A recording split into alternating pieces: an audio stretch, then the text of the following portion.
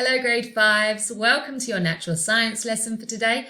Very excited to be working with you, and if you are new joining us today, hello, my name is Mrs. Nivison and I am your natural science teacher while you're at home. Do remember to email any questions you have for me to grade5@worksheetcloud.com. Or actually, if you'd like to send me some photos of the work you've been doing, I'd love to have a little look through those as well. Now, for the last 2 days, we've been taking a whistle-stop tour around the human body. We started on Tuesday looking through the human skeleton and the different bones that make up the human body. And then yesterday, on Wednesday, we looked at the organs of the human body and their various functions. And I left you an activity to do after my lesson yesterday of matching the organs to their functions. Today we are going to move away from looking at the human body and we are going to focus on more environmental factors that influence all life forms. Those are both animals and plants. So we're going to be focusing on two very important words that you may or may not have heard of before: habitats and adaptations. So what are our learning outcomes for today? Well, today we're going to learn what a habitat is and understand how animals and plants are adapted to suit their habitats. And as always, I love to have some scientific vocabulary that you can be adding to your scientific dictionary, which must be quite substantial now. And the words for today are habitats, adaptation, and organisms. So, what is a habitat? I'd like you to take a couple of seconds, maybe pause your video if you'd like to do so, and think about that word. What is a habitat and what does it mean? Well, quite simply put, a habitat is a place where an animal or plant lives. And it must provide the following things for the organisms that live there. It must provide food and water. Those are both essential to life. Shelter that's really for animals. Plants don't need particularly lots of shelter. And a mate. And by a mate, we don't mean a mate as in your friend in your classroom. A mate is a partner with which to reproduce. Okay, so a habitat must provide the organisms that live there food, water, shelter, and a mate. So that's what a habitat is. So if that's what a habitat, I wonder if you can tell me, what does it mean when we say an animal or a plant is adapted?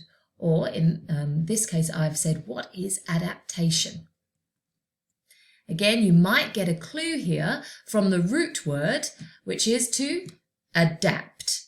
So have a little look and see if you can figure out what the process of the word adaptation means from the root word to adapt. Okay, I'm going to go through the answer now. So, adaptation is the process of change by which a species becomes better suited to its environment or its habitat. Another word for environment there. So, often we will talk about how we've had to adapt. Now, I'm a teacher. I've had to adapt to being stuck at home and not being able to be in my classroom and work with my kids. So I have adapted and learned how to do these online lessons. You, as students, have adapted to having lessons being given to you at home.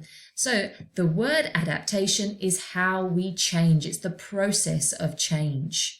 And in this particular example, we are focusing on the changes that happen to an organism in order for it to live and survive in a certain habitat.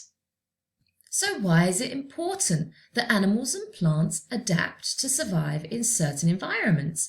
Well, have a little look at the picture I've got for you on your screen. It shows a very cold place. In fact, it's a region of the world known as the Arctic Circle. And in the Arctic Circle, the winters can bring extreme weathers. And in order to survive through the cold winters, animal species and plant species must adapt. So a good example of a particularly well-adapted animal to survive in the Arctic area is the polar bear. Each organism has certain features that help it adapt to its environment. So here's the polar bear. Have a little look at the picture and tell me if you can see, just from this drawing, what features the polar bear has that makes it suited to living in such a cold, inhospitable place. Well, I came up with just three very quick ones. They have thick fur coats. They have a layer of fat under their fur to help insulate their bodies. Remember the fur coat being a part of the characteristics of a mammal, because remember mammals are warm-blooded and we must retain our own body heat. And they have hair on their paws that helps them avoid slipping on the ice. Now those are just three very quick ones. You could also talk about the colour of the polar bear. They are white, so they are camouflaged into the snowy background that helps them hunt for their prey. They also are very good swimmers. They spend a lot of time trying to catch seals. That's mainly what their diet consists of, and they need to be able to swim to get to them. So there's the polar bear, but can you think of other organisms that have adapted features? So here I've got a few examples, and I'm going to go over some of them with you today, and we're going to learn a little bit about the animal and plant kingdoms and how certain plants and animals have got quite weird and wacky adaptations. I feel a little bit like David Attenborough today. It's almost like a wildlife lesson. So let's start. This one's the walrus. This one is called the snowy owl. Over here we have a porcupine, and this is an Arctic hare. So let's start with the Arctic hare.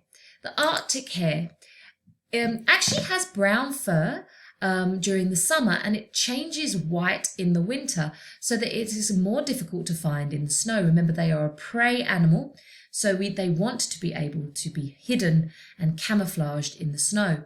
Their hair also grows thicker in the winter, and they have strong claws to dig into the snow. So those are a couple of features about how the Arctic hare is adapted to suit its environment. One of my personal favourite animals is the sloth. The sloths are adapted to survive in tropical rainforests. They have very sharp claws, which you can see in the image here, and those help them to climb trees. They actually spend most of their lives in the treetops to avoid predators that live on the ground in the rainforest. Sloths actually grow green algae, which is a type of plant, on their fur to help them camouflage among the canopy from their predators. Now, they are known for being incredibly slow and sometimes are given the name lazy. So you might find if someone talks about someone who's lazy, they say, oh, they're so sloth-like. And this is why, because sloths are incredibly slow, but they don't need to be in a rush, not when they're high up in the trees. So now let's look at a whale. Now, I wonder if you can tell me, based on the lesson we've done before, is the whale a mammal or a fish? Well done if you said it's a mammal, because it indeed is. Whales have adapted to survive in oceans. They are streamlined and can travel through water easily with their flippers. They're warm-blooded mammals and have a thick layer of blubber underneath their skin to keep them warm. And they have blowholes at the top of their head for which to breathe through. So they don't breathe through a nose like mammals that live on ground. They breathe through a blowhole, and that's why you often are lucky enough if you go out into the oceans around South Africa, you may get a glimpse of a whale surfacing in order to breathe. Another creature that we are lucky enough to have inhabiting in our own country are elephant. And if you have a little look at this picture here, you may be able to spot ways in which the elephant is adapted to live in savannas. But do remember that they also can be found in certain forests around the world and deserts.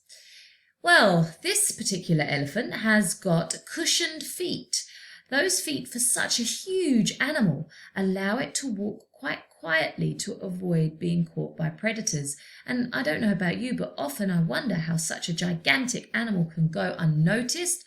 and you can't even hear them if you're lucky enough ever to go on a safari. Well, that is why they've got cushioned feet. They have very large ears, which they use to cool them down, and long trunks, obviously, that are adapted for things such as showering. They squirt water over themselves to cool them down, trumpeting sounds, and also to pick up their foods. So another creature native to Africa and also found in South Africa is the meerkat. Now, meerkats have got great adaptations as they are prey animals and need to be adapted to avoid being caught.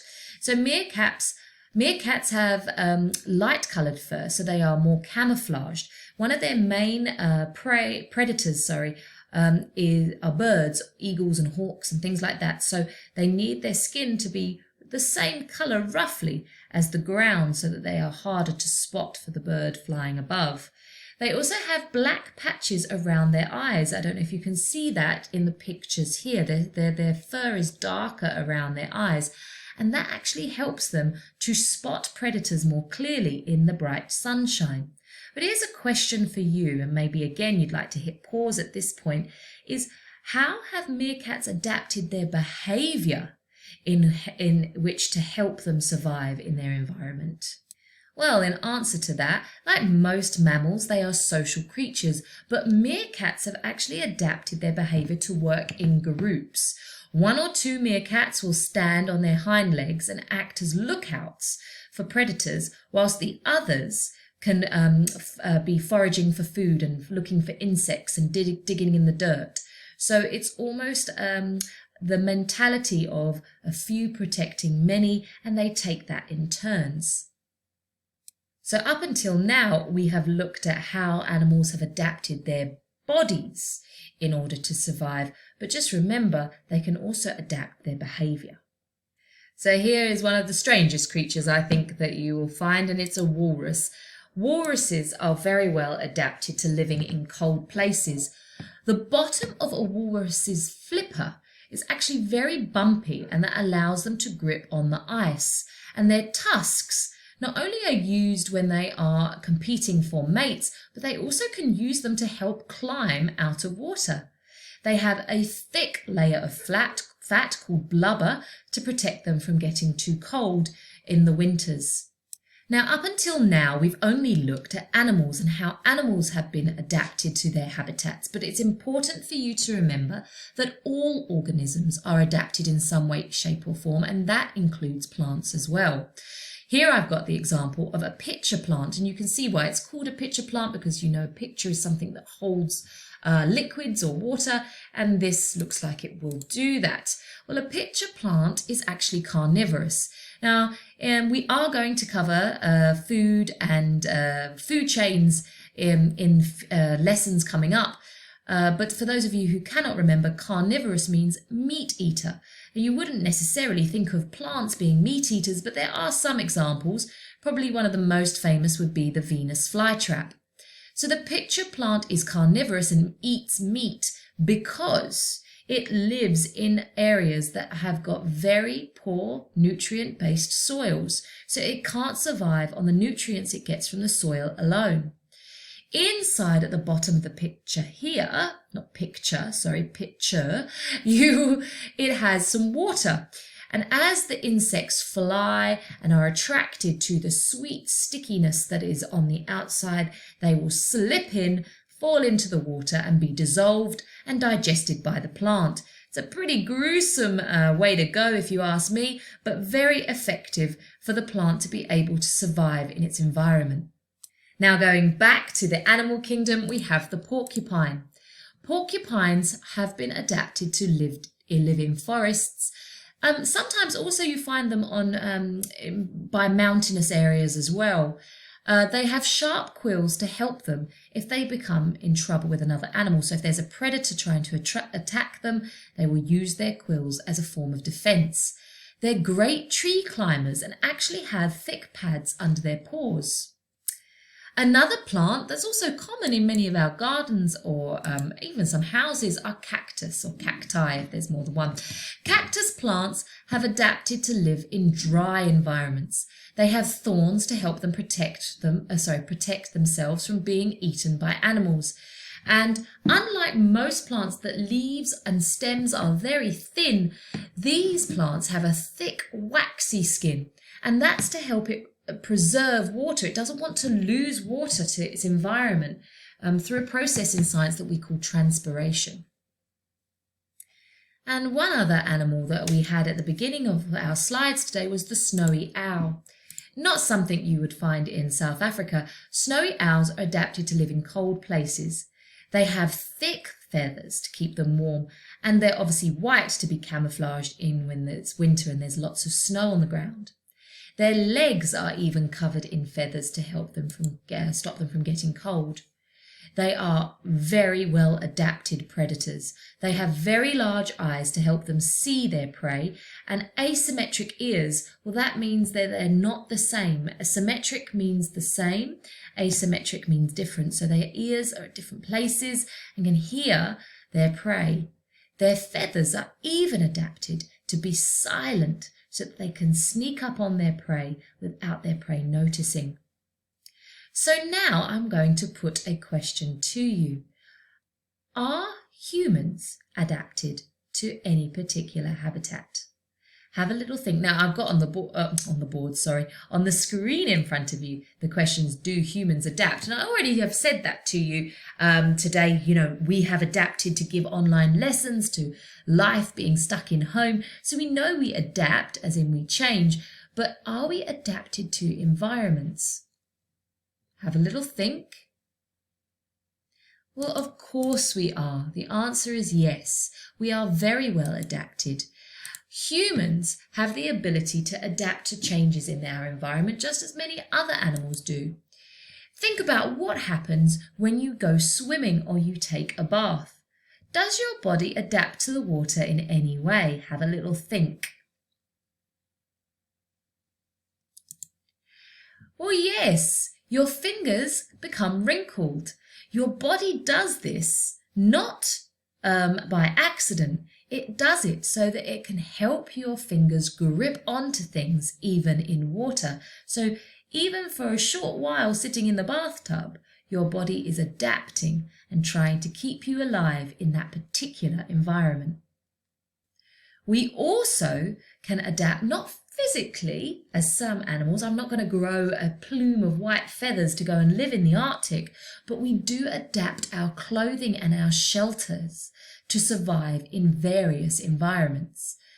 Humans have probably conquered more varying habitats than any other species. So I'd like you to do, as part of your activity at home today, is to think of an example of how humans have adapted to live in exceptionally cold places, such as the Arctic Circle, in their shelter and their clothing, and in exceptionally hot places, such as the desert regions of the Middle East, like Abu Dhabi and things like that. How have even things like modern technology helped humans adapt to those environments? Now, for your activity at home today after this lesson, I thought we'd do something a little bit more creative than simply answering some questions. So I have put the following sheet up for you on WorksheetCloud.com, and it asks you to design your very own creature to live in a specific habitat. So the first thing you've got to do is decide which habitat that will be. If it's the Arctic or a desert, it could be a mountainous region or a rainforest. And I would like you to investigate the animals and plant species that live in those regions and how they're adapted, some of which I'm sure we've gone through in today's lesson because we covered so many different animals and plants. And then you are going to design your own. This is almost like a mind map. In the center, you can draw me the picture of your imaginary creature. I'd like to know where your creature lives and what's its shelter made of. Remember, you can't have a creature living in the Arctic and tell me it's got a shelter made of wood. Doesn't work like that. There's not a lot of wood that you'd find in the Arctic regions. Transport, that doesn't mean a car, a bus or a train. It means, how does your creature move? Does it have wings and fly? If so, why? Does it have 4 legs? Does it have 100 legs? Does it have no legs like a snake? Here, what skin or covering does it have? Now remember, if you are designing a creature to be a mammal, it must, or more likely, have some form of fur or hair. In comparison, a bird would obviously have feathers. So keep in mind the things we have learnt about our different animal classes in the previous lessons. Climate. How is your creature adapted for its climate? Now, climate is a special word we mean for the weather of the region, so you may need to do a little bit of research there. Is it a predator or a prey creature? And diet. This will obviously lead into this. What does it eat? So what does it eat? If it's a prey, it more than likely will be a herbivore and eat vegetation. Or if it's a predator, it will be carnivorous. It might be an omnivore and eat both, depending on its environment. And down here, as I said, is it a predator or prey? But do remember, how will it keep itself safe? Many of the animals we have spoken about in today's lesson have some form of camouflage to their skin. In fact, if you really want to, you could not do an animal at all and you could give me an adapted plant. Let's see how creative you could be. And I'd love it if you did this, to maybe take a photo of or scan this page and send it to me on that email address at grade5@worksheetcloud.com. And I'd love to, in a few days' time, maybe show some of the creative creatures that you have drawn. And do remember to include your name so I can give you a shout out during the lesson. So that's the end of our lesson today on animals and plants and how they're adapted to suit their habitats. I hope you've enjoyed learning some new interesting facts about some amazing creatures around our world and in our very own country. And I look forward to seeing you tomorrow for our lesson then. Have a lovely day, Grade 5s.